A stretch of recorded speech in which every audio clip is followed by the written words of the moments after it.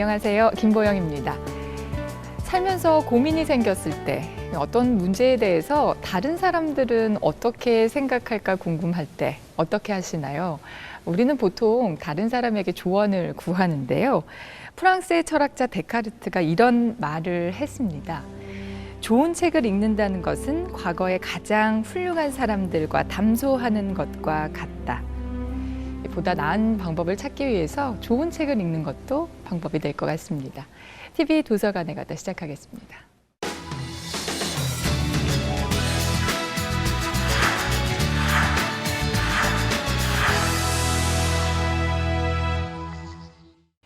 국회 도서관 서평위원회가 선정한 책을 전문가의 해설로 만나보는 시간 도관전평입니다. 오늘은 어떤 책이 준비되어 있을까요? 2016년 2월 우리나라의 청년 실업률은 12.5%. 청춘을 공무원 시험 준비에 바치는 이른바 공시족이 22만 명을 넘어섰다.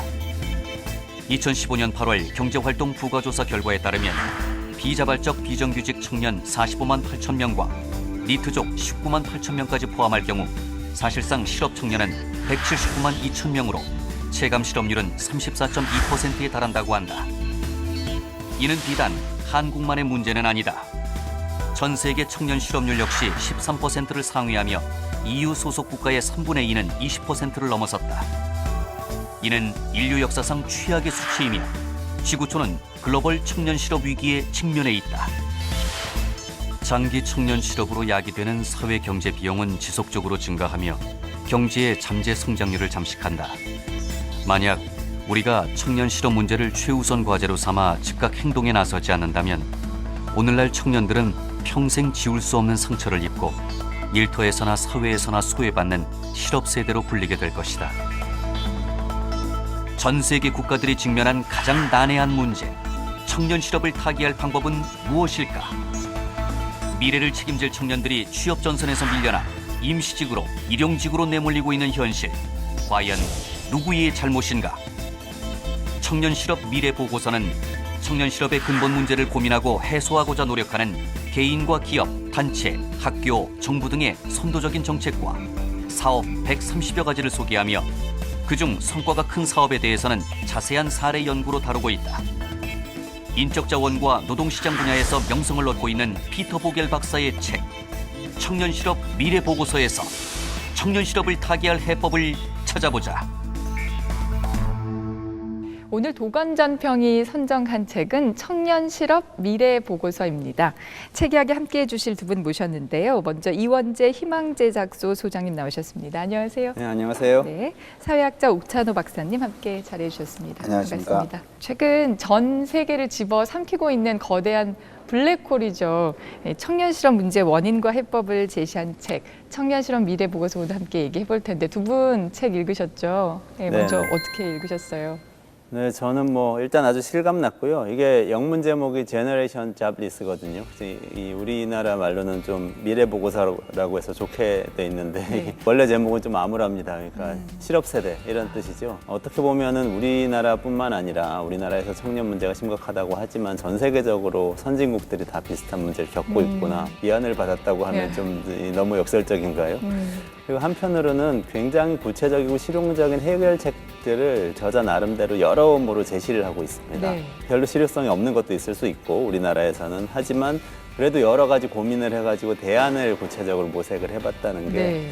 뭔가 그래도 얻어갈 부분이 있는 책이다 이런 느낌을 받았습니다. 네네. 그러니까 네. 저는 이 청년에 관한 문제가 너무 실타래가 얽혀 있기 때문에 풀기가 굉장히 힘든 수준까지 와 있다. 네. 굉장히 전반적인 패러다임의 변화가 필요하다라는 입장을 늘 가지고 있죠. 그래서 가벼운 대안으로 해결책을 제시해서는 안 된다라는 입장을 좀 가지고 있는데 네. 이 책은 아까 소장님께서 영문 제목을 말씀해 주셨지만 영문 제목이 원래는 이제 잡리스죠. 그러니까 물음표가 있죠. 그러니까 이 작가가 이 얽혀 있는 실타래를 어떻게든 풀어야 될 숙제가 우리에게 있지 않느냐. 사례 제시만 130여 가지에 이르고 작가가 이 청년들을 진짜 사랑하고 그다음에 좋은 시대를 만들어서 후손들한테 물려줘야 되겠다라는 일종의 사명감 네네. 그런 게 많이 읽혀져서 네. 그런 의미에서 저한테는 좀 반성을 많이 하는 시간이었습니다. 네.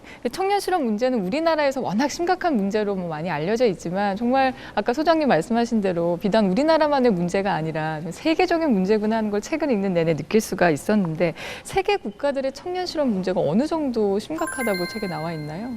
ILO 연구소 통계죠. 12.6% 청년 실업률 기록했다 이렇게 나와 있는데요. 최근에도 한국에서 이것과 관련해서 논란이 굉장히 많이 있었습니다. 이게 얼마 전에 그 현대경제연구원에서 한국의 청년 실업률이 실제로는 35%에 이른다. 통계적으로 얘기하면은 네. 기본적으로 얘기하는 청년 실업률이라는 지표에다가 이 보조 지표 몇 개를 더한 겁니다. 네, 네. 그 보조 지표라는 것들이 이런 것들입니다. 원래 실업률을 집계를 할 때는 정확하게 이 실업자의 정의를 한 다음에 하는 집계를 하는데요. 네. 이 실업자의 정의가 뭐냐면 구직 활동했는데 직업이 없는 사람이거든요. 네. 이 정의 안에는 포괄 안 되지만 실업자로 볼 수 있는 사람들이 있다고 이제 많은 전문가들이 또 주장을 하는데요. 그게 누구냐면 어떤 분이죠? 네. 그냥 쉬었다라고 말하는 사람. 그러니까 구직 활동을 하지 않고 그렇죠. 그 그냥 구직 쉬는 활동 하지 않았다고 말하는 사람인데 네. 실제로 청년이라면 구직 활동을 하고 싶은 마음이 있을 것 같잖아요. 근데 안 했다고 대답을 하는 거죠. 그리고 아. 포기자입니다. 포기를 네네. 했는데 실업자가 아니라고 이야기하는 것은 아. 잘못된 거다라고 해서 이 사람들을 아. 포함시켜야 된다는 얘기가 네네. 있고요. 굉장히 불안정한 일자리, 아르바이트라든지 이런 일자리를 가지고 있으면서 계속 구직 활동하는 사람. 이 사람들은 또 지금 일자리가 있기 때문에 실업자로 안 잡히거든요. 아, 네. 이런 사람도 포함시켜야 된다. 네. 이런 여러 가지 지표를 다 포함시키자고 민간연구원에서 얘기를 했고 이제 네. 통계청장이 직접 또 이거는 숫자를 왜곡한 거다 이렇게 이 반박을 하시기도 하고 이렇게 네. 논란이 벌어지기도 했죠. 근데 네. 전문가들의 대체적인 의견은 한국에서도 실업률 지금 11%, 12%, 10% 여기서 왔다 갔다 하거든요. 근데 네. 이 정도면 실제로는 한 25% 이상인 걸로 봐야 된다라는 게 이제 대체적인 컨센서스인 것 같습니다. 네, 그래서 네. 아마 전 세계 선진국들의 평균하고 우리나라 실업 문제하고 궤를 거의 같이 하는 것 같다. 전 이런 느낌을 받았는데요. 이게 아주 심각한 겁니다. 우리나라 입장에서 보면. 그렇죠. 왜냐하면 한국은 그동안에 고성장 국가였기 때문에 네. 그래서 실업률 지표는 어떤 선진국보다도 낮았습니다. 세계에서 아. 가장 잘 나간다는 독일보다도 항상 실업률 지표가 낮았는데요. 아, 우리나라가 그랬군요. 그렇습니다. 지금도 네. 여전히 그렇습니다. 네. 그런데 청년 실업률에 있어서는 지금 선진국, 그러니까 이미 저성장 상태에 오래전에 접어든 선진국들하고 비슷한 상태에 있는 네네. 그런 상태라는 걸 좀 알 수가 있었습니다. 청년 실업 문제가 우리나라에서 그만큼 지금 심각한 수준이라는 얘기인데, 근데 청년 실업이 이렇게 세계적인 문제로 부각이 된 게 언제부터죠? 2000년대 후반에 금융위기가 오면서 우리나라 같은 경우에는 88만 원 세대라는 단어가 등장을 했죠. 네. 유럽에는 이제 1000유로 세대라는 단어가 아. 실제로 등장합니다. 아, 네. 그리고 소설도 실제로 있었고요. 네. 근데 1000유로 세대가 나오니까 너무 높다. 500유로 세대로 해야 된다라고 말할 정도로. 그래서 2000년대 초반에 그 벤처라는 말이 나오면서 공교롭게도 보면 무엇인가 이제 뭐 니트족. 그러니까 아무것도 하지 않겠다. 교육도 네. 받지 않겠다. 왜냐하면 네. 교육을 받아도 필요가 없으니까. 네, 네. 그런 단어가 등장을 하고 그다음에 등장하는 게 자꾸 집에만 있겠다라는 캥거루족 같은 게 나라마다 다 있거든요. 뭐 미국에는 뭐 트위스터족이라고 있고 뭐 프랑스에는 뭐 탕기족이라고 있고 다 있어. 나라마다. 너무 네. 신기한 거예요. 20살이 네. 넘어도 30살이 다 가까워 가는데 밖으로 안 나가려고 하는 2000년대 이후에 어떤 산업적인 지형이 바뀌기 시작을 하면서 그 전에 패러다임에 익숙한 혹은 그런 교육을 받았던 많은 집단들이 네.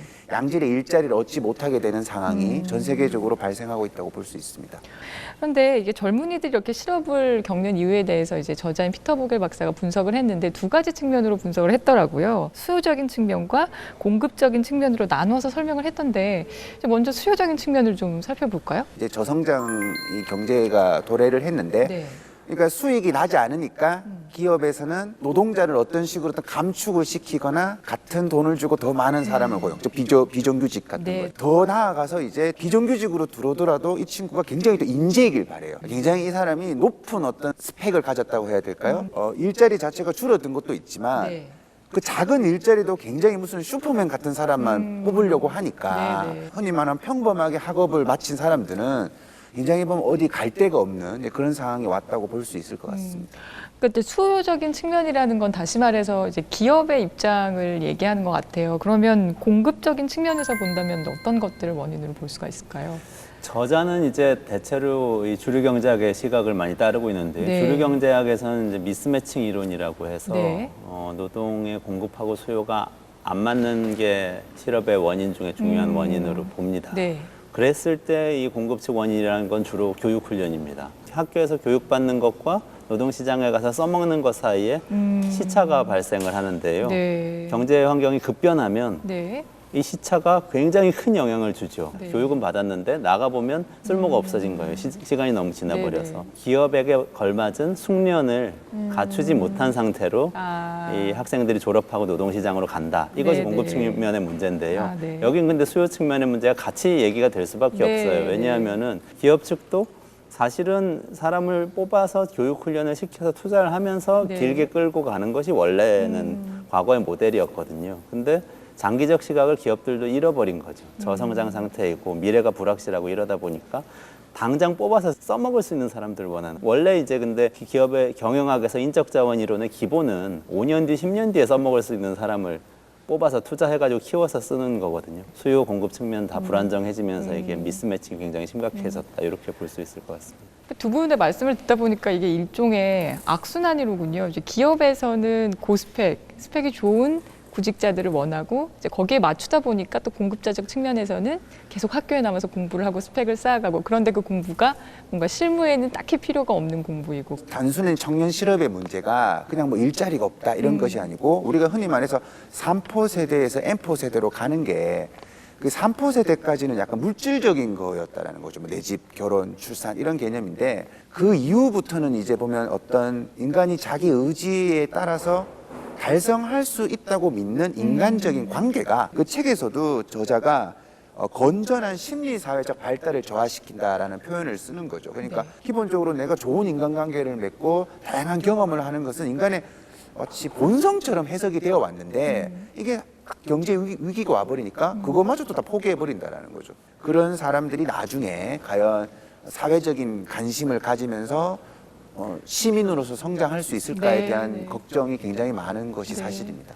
그러니까 단순히 경제 활동을 못하는 걸로 얻어지는 그런 손실뿐만이 아니라 사회의 구성원으로서 좀 길게 봤을 때의 손실이 참 큰 것이로군요. 자, 이제 청년 실업 문제를 얘기하면서 저자는 우리 시대 청년의 특징에 대해서 알아야 한다 이렇게 얘기를 하고 있습니다. 그래서 뭐 일부의 두 번째 장에 아주 자세하게 분석을 해놨더라고요.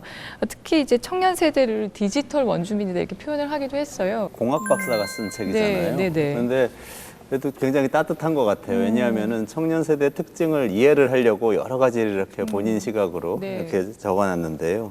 참 뭐 이런 딜레마는 있습니다. 저도 세대 구분으로 따지면 제가 X세대에 속하는 것 같은데 네. 20대일 때 네. X세대에 대해서 미디어나 전문가들이 하는 얘기는 다 X세대는 자유분방하고 새로운 기술에 잘 적응하고 새로운 방식으로 사고를 하고 기존의 조직 생활을 잘 하지 못하고 맞아요. 뭐 이런 독립적이고 이런 이야기들을 많이 했는데 항상 기성세대는 다음 세대를 좀 그렇게 보는 경향이 있는 것 맞아요. 같기도 하고요. 네네. 어쨌든 그런 X세대가 있습니다. 근데 X세대는 상당 부분 이제 풍요의 세대이죠. 젊은 시절에 경제 성장률이 그래도 굉장히 높은 시대였고 네. 대부분의 선진국에서 그리고 고용이 안정돼 있었고 한국 같은 경우에는 80년대 후반의 민주화 과정에서 그때 이 노동자들 권리가 많이 신장되고 이런 것이 있었지만 서구 선진국들 같은 경우 사회보장도 잘 돼 있는 상태에서부터 젊은 세대를 맞은 세대 네. 그런 세대입니다. 네. 그 바로 윗세대는 베이비붐 세대라고 말하고요. 그분들은 이제 50년대 중반부터 60년대 초중반까지 서구에선 2차 세계대전 직후에 막 경제 성장을 일구는 네. 그런 과정에 있는 세대이고요. 네. 이제 X세대 다음 세대를 Y세대라고 주로 부르는데요. 아마 네. 이 책의 이제 관심사가 되는 청년 세대에 해당되는 세대가 거기서부터 시작되죠. 90년생 정도까지를 네. Y세대라고 네. 부르고 있는데요. 이 Y세대는 그 디지털 기술을 굉장히 빠르게 습득하면서 네. 이 메신저라든지 이런 커뮤니케이션을 빨리 습득해서 즉각 소통을 하고 네. 자본주의적인 고용관계가 그래도 유지는 되고 있는데 급격하게 해체되기 시작되는 이런 상황에 있는 그런 네. 세대인 것 같고요. 근데 네. 피터 보겔 이 저자는 그 다음 세대를 Z세대를 이야기를 하는데 90년 이후에 태어난 네, 네. 이 세대. 그 디지털 기술로 얘기하자면 네. 뭐 X세대는 페이스북 쓰고요. 페이스북은 글을 막 많이 남기는 네. 거죠. 이 네. 주저리 막 네, 네. 이야기하고. Y세대, 밀레니얼 세대는 인스타그램 쓰고. 근데 인스타그램은- 인스타그램은 사진 올리는 거잖아요. 주로. 사진 올리고 네, 네. 문자 대신에 여러 명 참여하는 왓츠앱이니 뭐 이런 것들 사용하는 네, 세대. 이 네. 세대를 이제 Y세대라고 분류를 아. 했어요. 그다음 Z세대는 스냅챗 세대입니다. 스냅챗은 모르는 분들도 많으실 거예요. 저도 아마. 모르겠는데. 이건 실시간 동영상 네. SNS인데요. 네. 이게 뭐냐면 지금 우리 방송하고 있는데 유명하신 두 분을 만났잖아요. 그럼 이렇게 딱 동영상을 한 5초 내지 10초 찍어서 친구한테 보냅니다. 근데 이거는 지금만 볼 수 있어요. 보통 메시지든 사진이든 뭐 오면은 저장이 되죠. 저장하고 계속 볼 네. 수 있잖아요. 이런 세대를 Z세대를 좀 분류하면서 이 세대는 훨씬 더 이제 그 독립적이면서 고학력이거나 아니거나 상당히 고학력 지식인 성향을 이제 갖는다고 네, 표현을 합니다. 네. 상당히 유랑한 유목민적인 성격을 갖고 네. 이렇게 이제 세대 구분을 좀 하고 있습니다. 그래서 이렇게 디지털 원주민이라고 불리는 오늘날의 청년들이 이제 입사를 지원하는 방식도 기존과는 굉장히 다르다고 합니다. 자, 이와 관련된 영상을 준비했는데요. 화면 보시고 계속 얘기 나누겠습니다. 오늘날의 청년들, 즉 디지털 원주민 세대는 상당히 독특한 특성과 가치관과 태도를 갖고 있다. 새로운 가상 세계에 완전히 동화된 최초의 세대다. 디지털 원주민 세대는 이메일과 페이스북 등으로 소통하며 항상 서로 실시간으로 연결되어 있다. 그들은 직업 세계에서도 똑같이 행동하면 되리라 예상한다. 과거에는 지원서를 내기 위해 자필 편지를 준비했던 반면 오늘날에는 그것이 격이 없는 이메일 한 통으로 대체되었다. 첨부 파일도 없이 필자는 다음과 같이 이메일을 매일 받는다. 피터 보겔 씨에게 귀사에 일자리가 났다는 소식을 우연히 접했고 그 자리에 큰 관심이 있습니다. 인터뷰할 시간이 언제 되시는지 제게 알려주세요. 디지털 원주민으로 불리는 20대 청년들. 취업이 어려운 시대지만 이들은 일단 회사에 청춘을 바치려고 하지 않는다. 언제든 맘만 먹으면 더 좋은 곳으로 이직하는 것이 능력이요 미덕이라고 믿기 때문이다. 물론 청년들은 수많은 장점을 가지고 있다. 사고가 유연하며 인터넷과 SNS를 통해 전 세계 지인들과 쉽게 소통하고 정보를 주고받는다. 상대적으로 돈, 월급의 영향도 덜 받는다. 청바지에 터틀넥으로 대변되는 스티브 잡스. 지난 2005년 세계 IT 업계의 리더로 불리는 스티브 잡스는 미 스탠퍼드 대학 연설에서 청년들에게 이렇게 말했다. 그리고 큰 갈채를 받았다. 계속 찾으세요. 안주하지 마십시오. 계속 갈망하십시오. 계속 우직하게. 계속 찾으십시오. 그 요즘 청년들의 특징을 반영한 기업들의 변화가 참 많이 있는데 대표적으로 최근에 일본의 자동차 기업 도요타에서 직원의 3분의 1을 일주일에 최소 2시간만 사무실에 나오도록 하고 나머지는 재택근무로 하도록 했다고요. 근데 그게 이제 우수한 인재 이탈을 막기 위해서라고 하는데 이것도 이제 청년층의 특징과 관계가 있겠죠? 이게 이제 어떻게 보면 즉각적으로 세대 특성을 반영한 거라고 볼 수도 있죠. 아무래도 뭐 한 군데 묶여있기 싫어하는 세대면은 그냥 여기 나오지 않고 자유롭게 원하는 곳에서 일하게 하면 좀 동기부여도 되고 네. 이직도 막을 수 있다. 이런 네. 계산이 있었을 겁니다. 그게 한 가지 이유인데 저는 그것보다 더 근본적인 이유가 있다고 봅니다. 도요타도 그렇고요. 일본의 혼다도 일부 이런 제도를 도입을 했거든요. 네. 인구 구조하고 관련이 있다고 봅니다. 30대 초반부터 한 40대 초반, 40대 중반까지 아마 기업에서 가장 많이 일을 할 시기일 겁니다. 그렇죠. 지식 노동자로서도 그렇고요. 네. 근데 또 육체 노동자로도 그렇습니다. 네네. 근데 또 고령화가 되면 돌봄 노동 수요가 굉장히 많이 늘어나요. 노인들 케어해야 되죠. 네. 근데 노인들 케어하면서 동시에 또 어린아이들도 케어해야 되죠. 저출산이라서 어린아이들이 줄어든다고 하지만 그래도 여전히 육아에 대한 부담은 과거보다 점점 더 늘어나죠. 아이들이 점점 중요하게 여겨지는 가치관이 있기 때문에 또 그런데요. 이 사회의 여러 가지 중요한 일들을 감당해야 되는 세대가 한 세대를 이렇게 딱 한 연령대로 몰리는데 네. 고령화가 진행되면서 이 연령의 상대적인 숫자가 점점 줄어드는 거죠. 노인들이 굉장히 늘어나고. 일본 사회가 지금 이미 그렇게 된 상태이거든요. 네. 돌봄 노동과 직장에서의 지식 노동 내지는 육체 노동과 육아를 위한 이 돌봄 노동 사이에서 계속 갈등하게 됩니다. 다 자기가 해야 되는데 네. 이 기업에서 사람을 잡아두기가 좀 더 어려워지는 거죠. 네. 일본의 경우에는 제가 보기엔 이런 구조적 요인 때문에 네. 기업들이 유연하게 할 수밖에 없을 겁니다. 케어 노동을 하도록 배려를 해주지 않으면 이 사람들이 인재들이 남아있지 않게 되니까 네. 그런 부분이 있는 것 같습니다. 하루에 2시간인 줄 알았죠, 처음에는. 그것도 파격적이잖아요. 네. 근데 일주일에 2시간만 하라니까 오보인 줄 알았거든요. 네. 어떻게 보면 특별한 케이스도 있을 것 같고 우리가 뭐 그렇게 지향해야 되느냐 말아야 되는 또 찬반 논쟁이 있을 것 같아요. 네. 이 사례가 등장을 하니까 우리나라의 아주 유명한 이제 자동차 회사가는 네.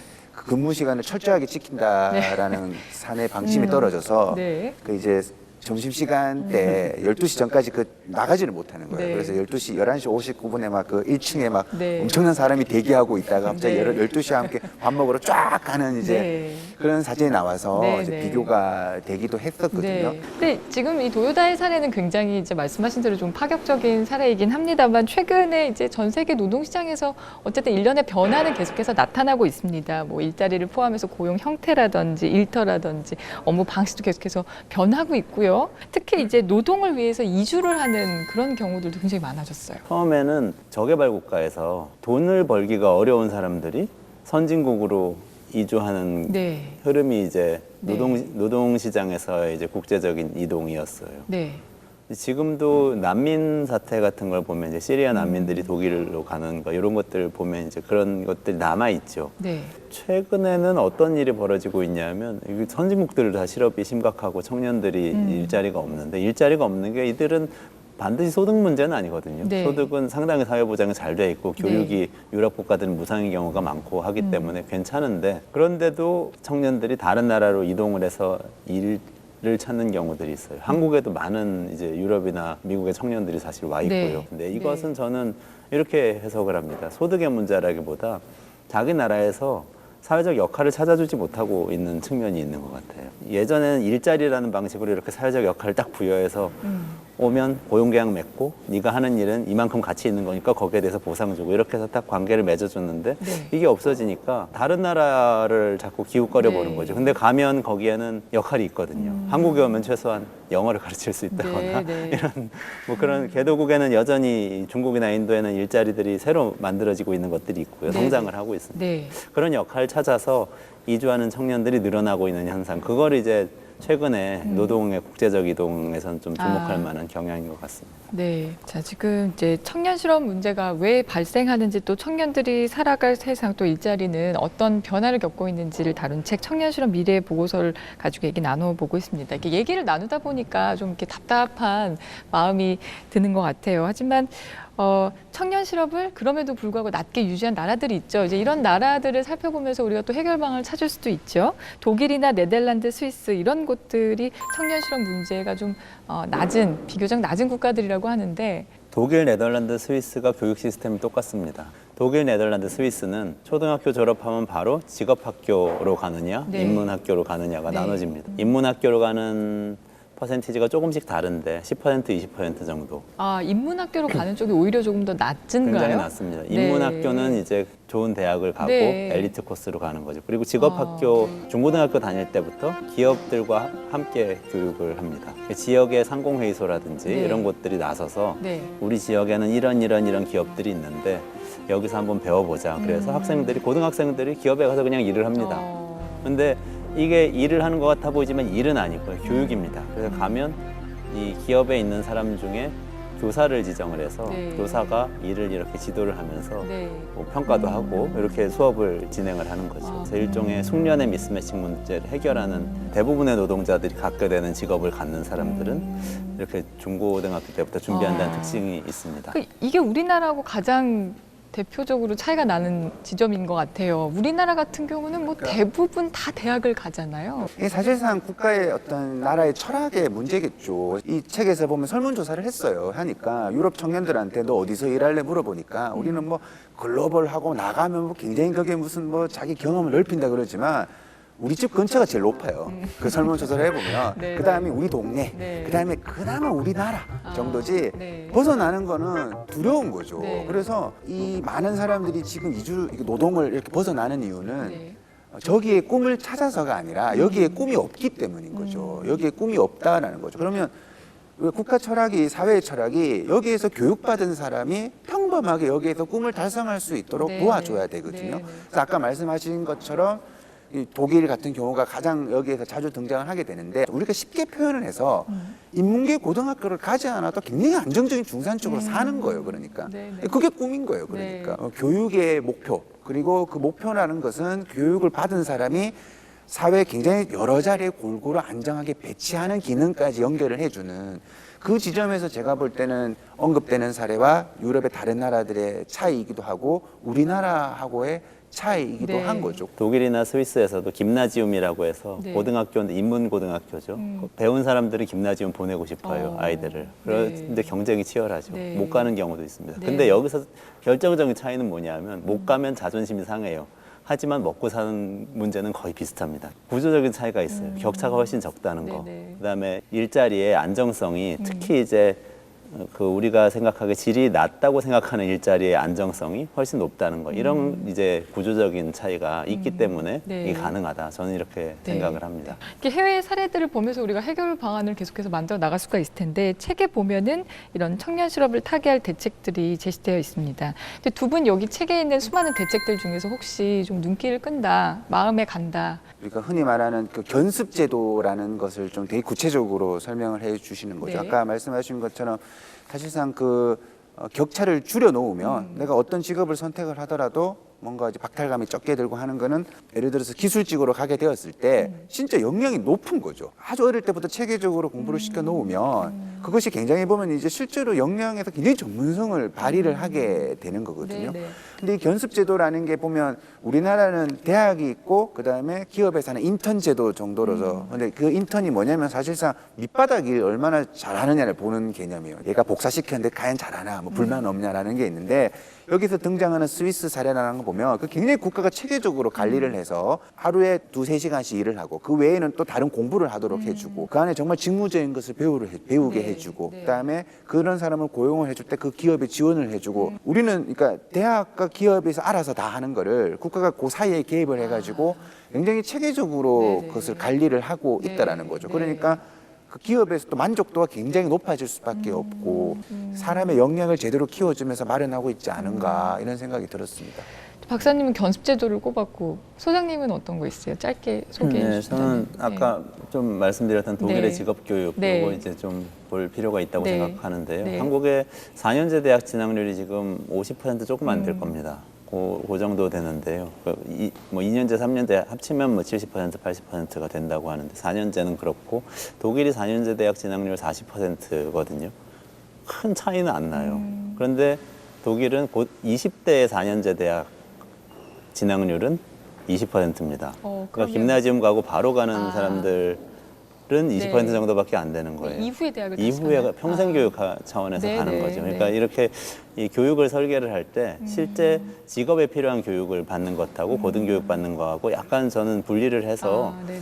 고등학교에 좀 직업 교육을 굉장히 강화하는 방안은 한국에도 굉장히 이 실효성이 있을 것 같은 생각이 들어요. 그리고 한국인들의 이 고등교육 욕구가 굉장히 높은데 그건 네.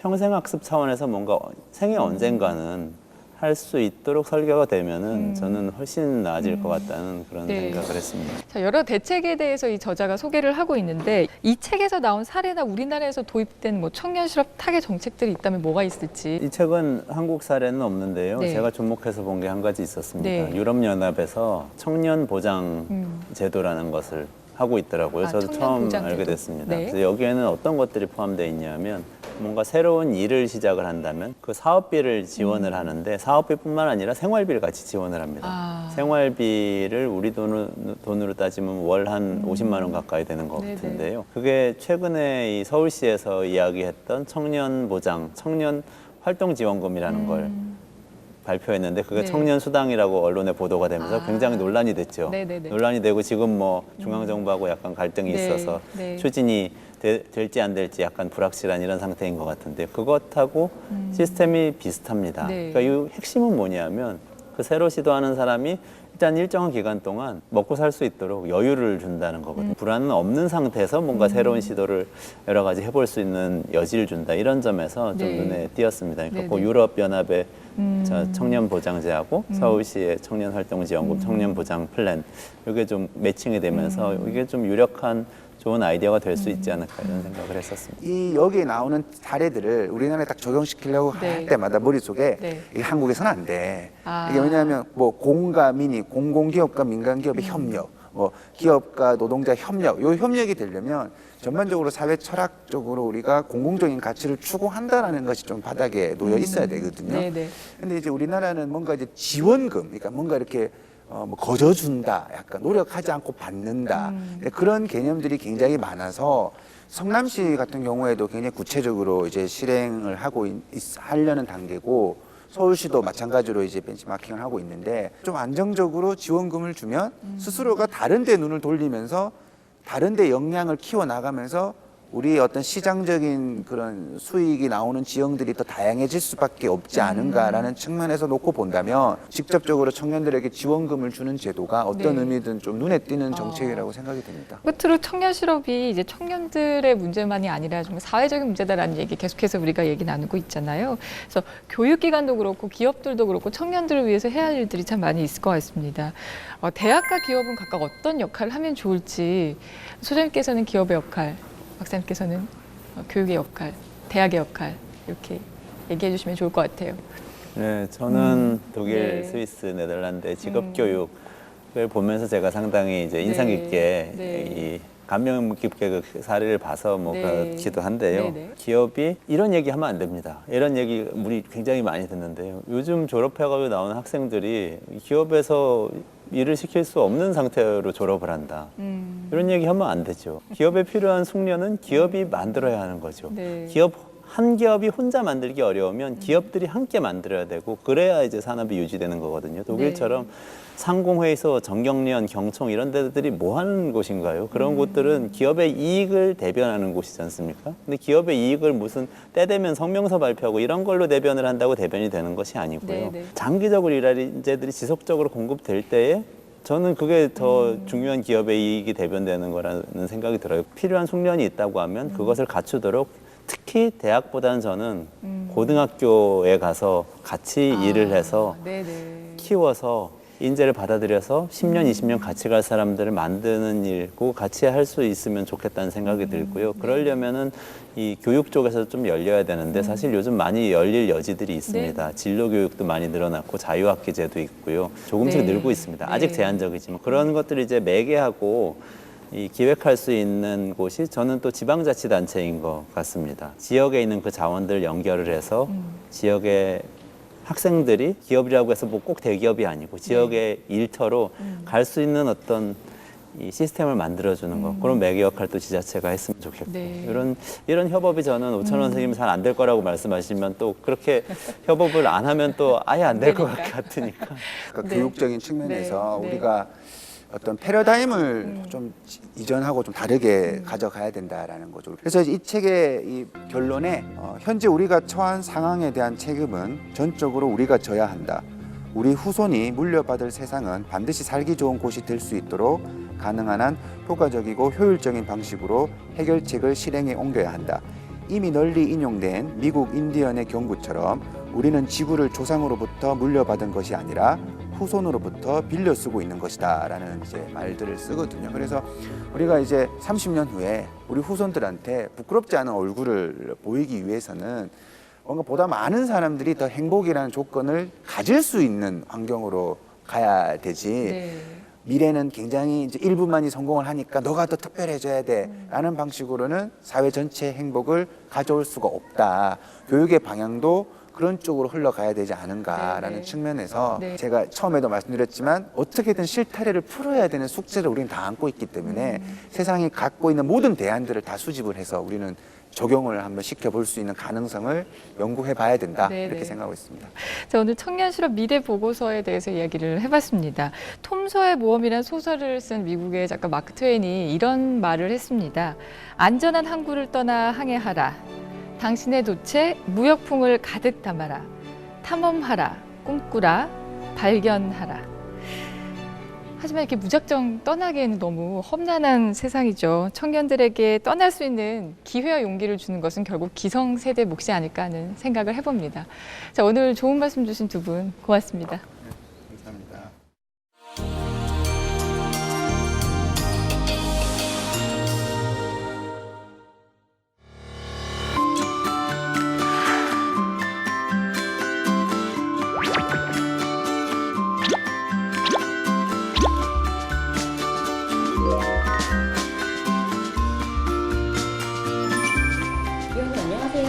안녕하세요. 예, 반갑습니다.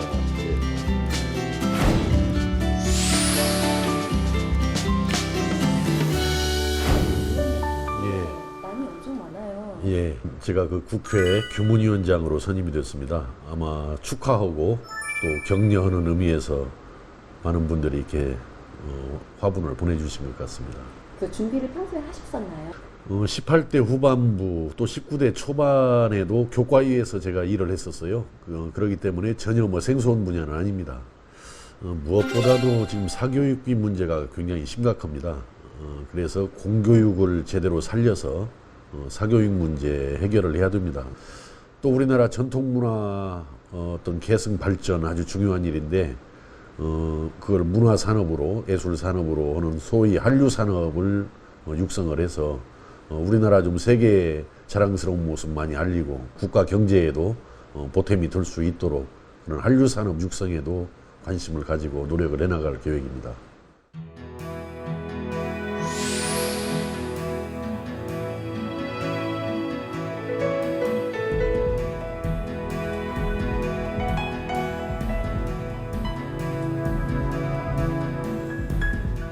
기사를 많이 검색하다 보니까 의원님 하면 경제 이런 연관 검색어가 뜨더라고요. 예, 민생이 정말 시급하고 중요하다라고 이야기하는데 민생을 확실하게 챙기는 길은 경제를 살리는 길입니다. 경제를 살려나가는 것이 정말 시급하고 소망스럽다는 생각에서 경제 문제보다 더 좀 관심을 많이 가지고 있습니다.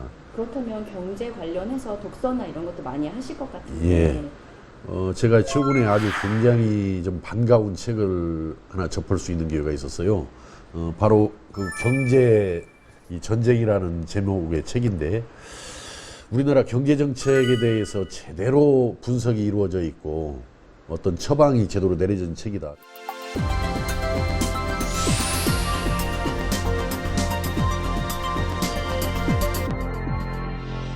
지금까지는 저는 원인 분석이 너무 미흡했다. 종래의 어떤 경제 이론이라든지 경제 정책에 빠져가지고 도저히 뭐 그런 처방을 수도 없이 해왔지만은 계속해서 오히려 경제를 악화시키는 그런 경제 정책으로 일관해 오고 있는데 거기에 대한 신랄한 비판과 함께 대안을 제시하고 있기 때문에 이 책을 저는 주목하는 거고 또 항상 더 열심히 관심을 가지고 공부를 하고 있습니다.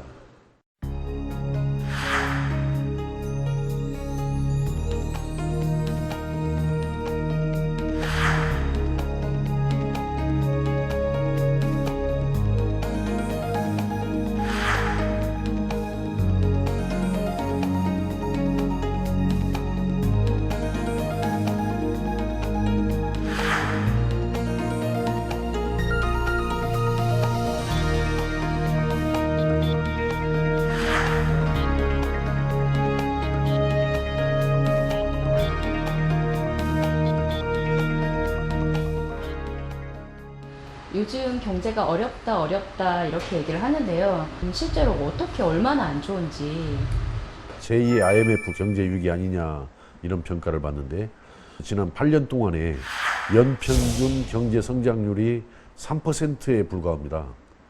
특히 금년만 해도 당초 한국은행에서 3%에 이를 것이다라고 예측을 했는데 지금 한국은행에서 2.8%로 낮춰 잡았고 또 많은 경제 연구소라든지 경제 단체에서는 2.4 내지 2.8% 내외로 경제 성장률을 전망을 하고 있기 때문에 굉장히 경제 어려운 거죠.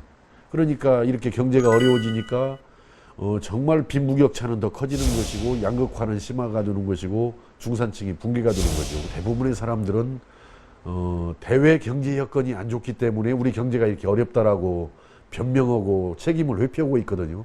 저는 외국에다 핑계대서는 안 된다라고 봐요. 지금 외국 중에서도 우리보다 소득이 높은 나라 중에서도 경제 성장을 많이 하고 있는 나라들이 많이 있거든요. 그렇기 때문에 우리가 스스로 뭘 잘못했는가, 어떤 정책이 실패했는가를 우리가 정말 들여다보고 반성을 하고 되풀이하지 않을 대책을 만드는 것이 더 시급하다. 국제결제은행에 따르면 지난해 말 한국의 GDP 대비 가계부채 비율은 88.4%로 나타났다.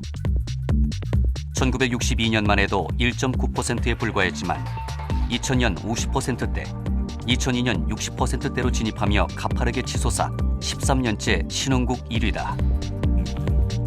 한국은행의 발표에 따르면 현재 가계부채는 1223조 7천억 원으로 사상 최고치를 기록했다. 한국의 GDP 대비 가계부채 비율은 선진국인 미국이나 일본, 유로존보다 높은 수준이다.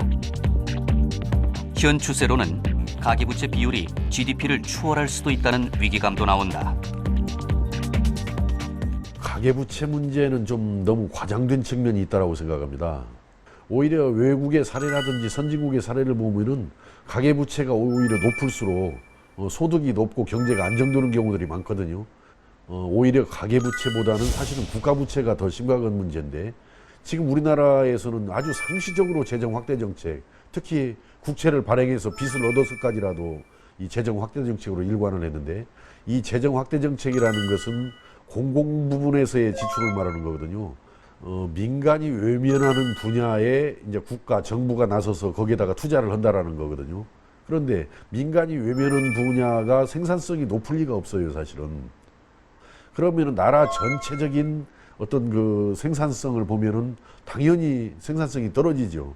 무분별한 재정 지출이 확대되고 있는 분야가 지금 현재 우리나라에 있을까요? 굉장히 많죠. 제가 볼 때는 일단 공무원 수 문제도 이게 과연 적정한가를 우리가 한번 들여다봐야 되는 것이고, 많은 공기업들이 있잖아요. 과연 이 공기업들을 국가가 직접 책임지고 관장을 해야 될 필요가 있는 것이냐. 이 공공 부분에다가 어떤 정부의 투자 지원을 확대를 하면은 거기가 모든 것이 유리하고 하기 때문에 좋은 능력 있는 인재라든지 또 자원이 그쪽으로 몰리게 되어 있단 말이에요.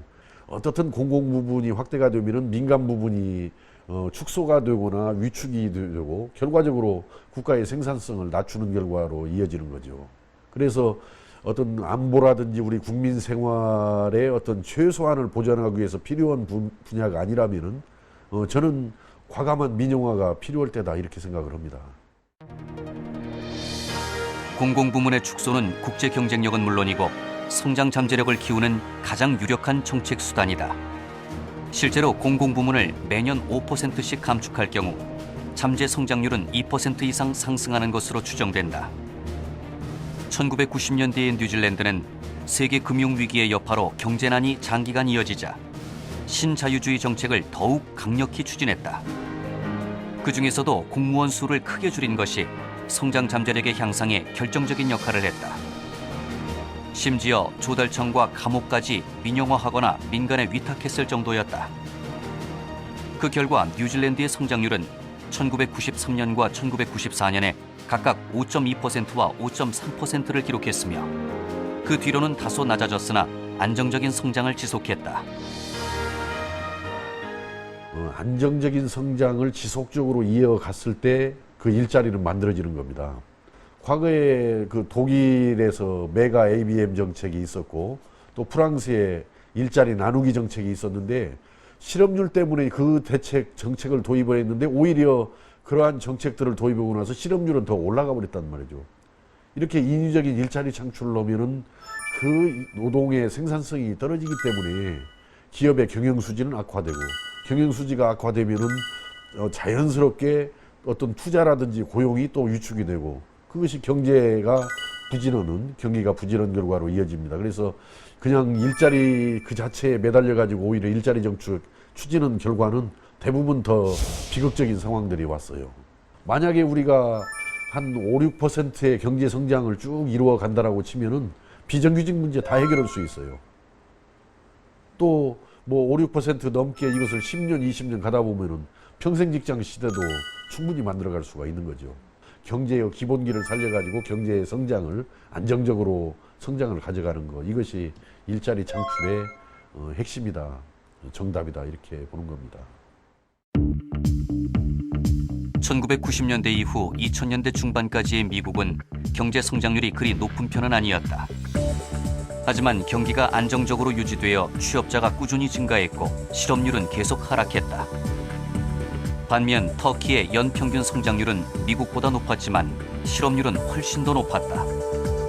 성장률이 각각 9.4%와 8.4%라는 아주 높은 실적을 기록했던 2004년과 2005년에도 실업률은 10%를 넘겼다. 이것은 경기의 상승과 하강이 단기간에 교차하면 고용이 증가하지 못한다는 사실을 단적으로 증명한다.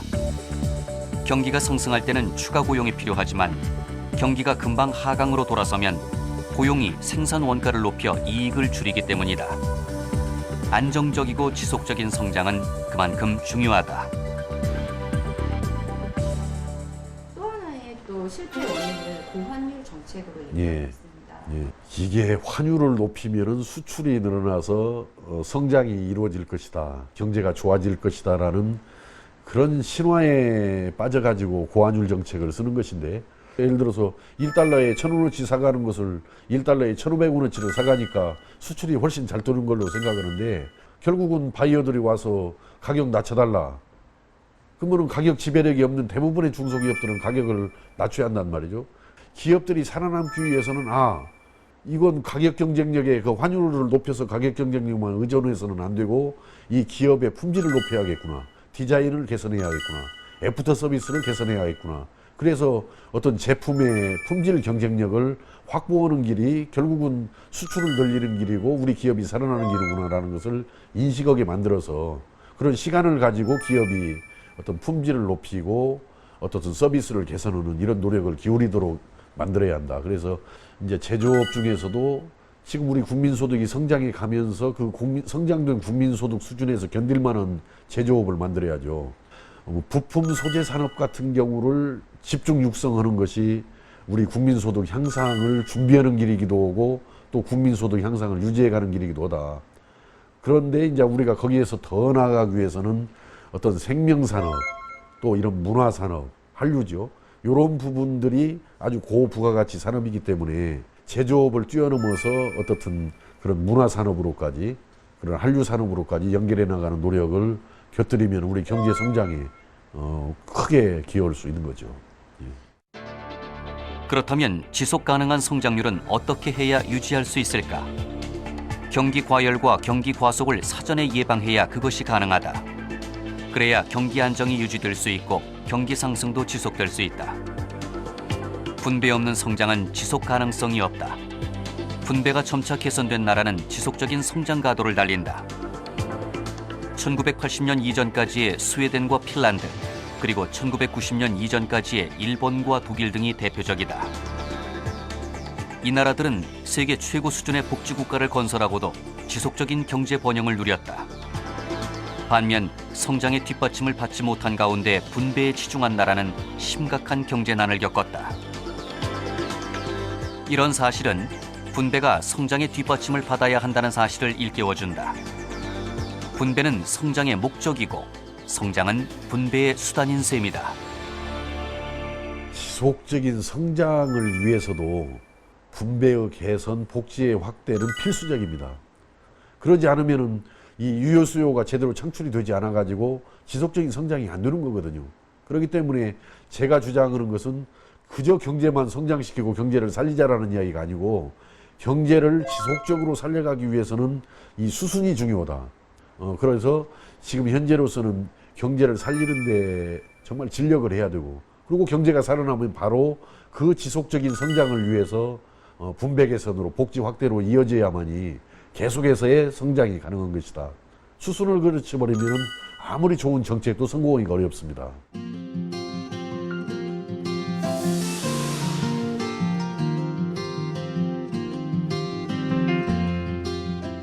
우리 국민들이 바라는 것은 정말 기회의 나라를 만들어서 돈이 없어도 또 못 배웠어도 명문대학을 안 나왔어도 누구나 좀 출세를 할 수 있고 누구나 부자가 될 수 있는 그런 나라를 좀 만들어야 한다고 생각하는데, 이 경제전쟁이라는 이 책에서는 사실은 그러한 해법, 그러한 어떤 비전을 제시를 해주고 있다고 생각합니다. 그래서 앞으로 일단은 현재 교문위원장으로서 우리 교육문화 분야에서 열심히 일도 해야 되겠지만은, 제가 경제제도학 연구 포럼을 만들었기 때문에 그런 포럼의 활동을 통해서 대한민국 경제 회생 발전에 그런 어떤 방안을 좀 널리 대외적으로 제시를 좀 해보는데 집중할 이런 생각입니다.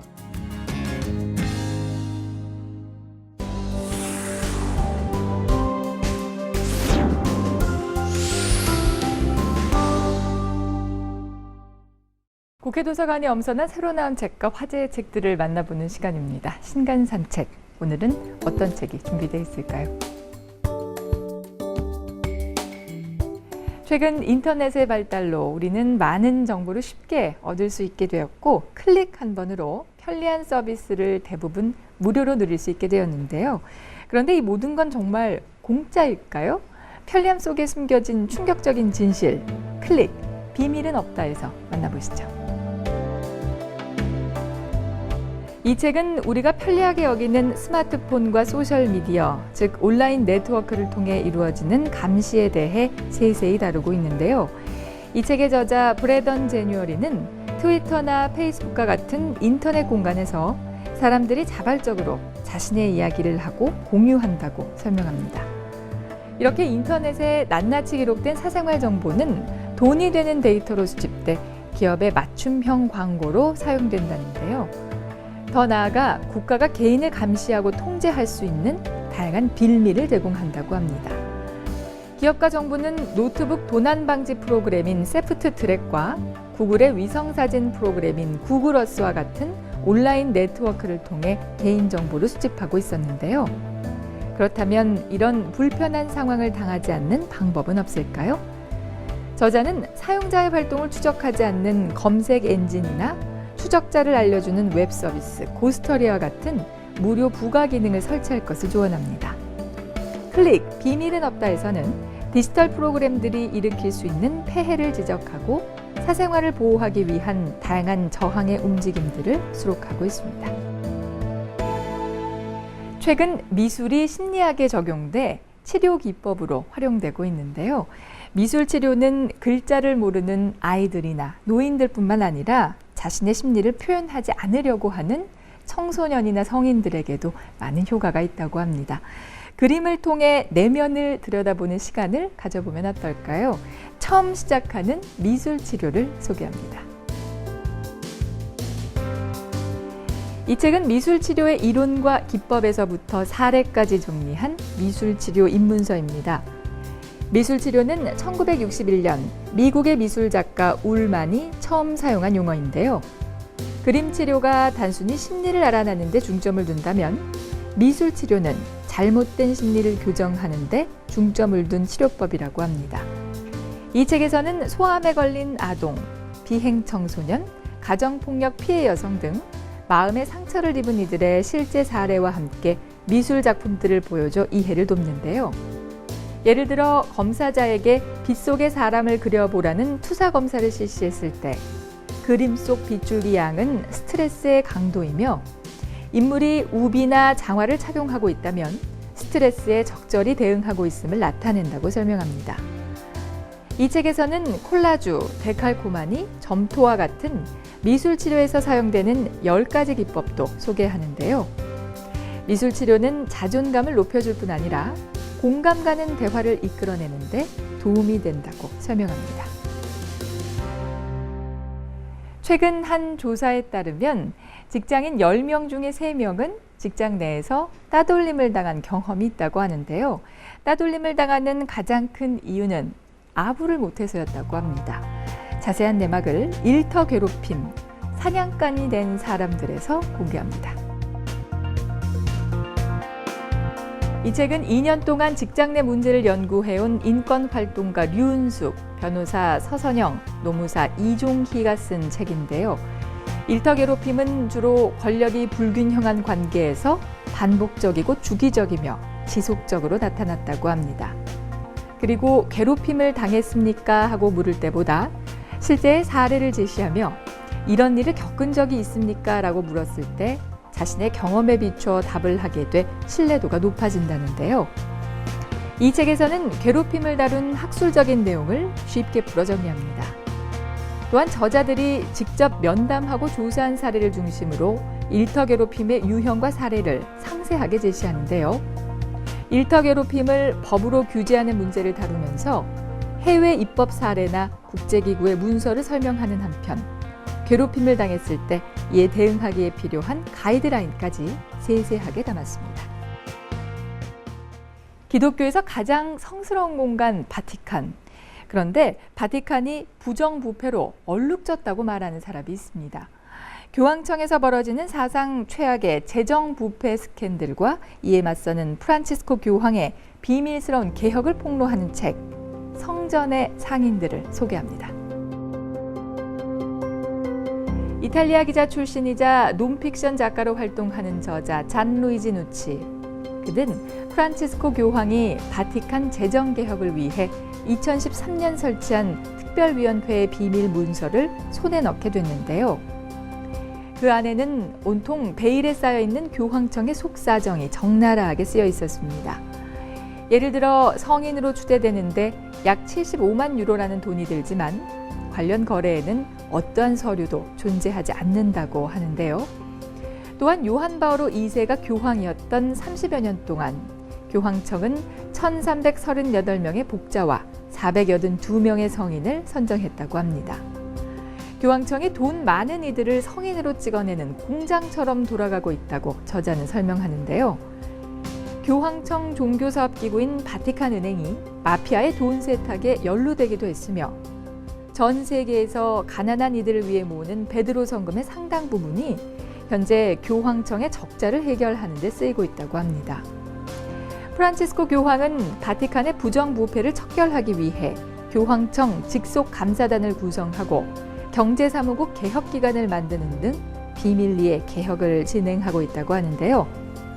저자는 이 싸움에서 교황은 승리할 수 있을까라는 물음에 확실한 대답을 내놓을 수는 없다면서도 프란치스코 교황의 개혁 작업에 지지를 보내고 있습니다.